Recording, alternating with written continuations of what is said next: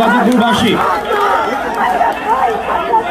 এখানে আমরা যারা আজকে সমবেত হয়েছে, আমি আপনাদের কিছু সংকটের কথা বলবো, আমি কিছু ভবিষ্যতের সংকটের কথা বলবো, শঙ্কার কথা বলবো।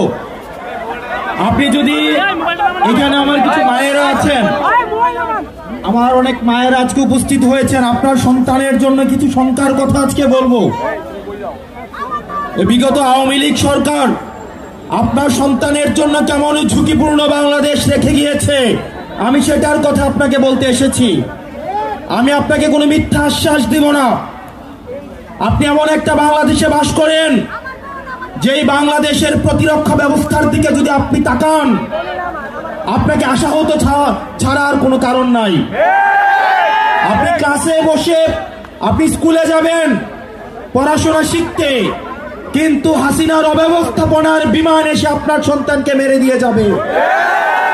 আপনি যদি বাংলাদেশের মানচিত্রের দিকে তাকান, বাংলাদেশের মানচিত্র 3 দিক থেকে ঘিরে রয়েছে ভারত। রক্ত চক্ষু দিয়ে ভারত বাংলাদেশের দিকে তাকিয়ে রয়েছে।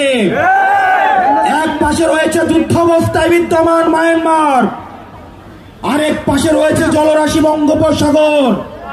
দুর্ভাগ্যজনক বিষয়, বাংলাদেশের এখনো পর্যন্ত যথাযথ কোনো প্রতিরক্ষা ব্যবস্থা নাই।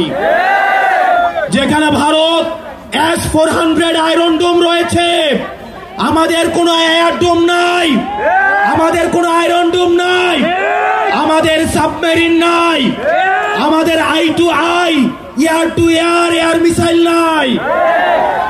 আমরা ভারতের যে অস্ত্র রয়েছে, পার্শ্ববর্তী দেশের যে ধরনের প্রতিরক্ষা ব্যবস্থা রয়েছে, আমাদের বাংলাদেশের প্রতিরক্ষা ব্যবস্থা বলতে কিচ্ছু নাই।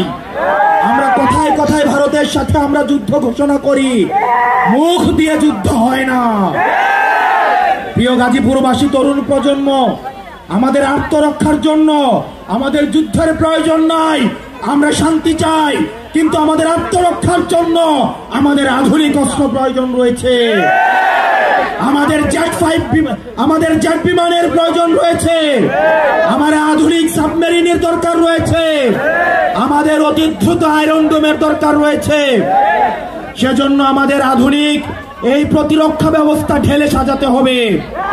আমরা এনসিপি যদি সুযোগ পাই, আমরা যদি ভবিষ্যতে এনসিপি যদি সুযোগ পাই, আমরা অবশ্যই বাংলাদেশে প্রতিরক্ষা ব্যবস্থায় আমরা অবশ্যই সমৃদ্ধ হব। প্রত্যেকটা ঘরে ঘরে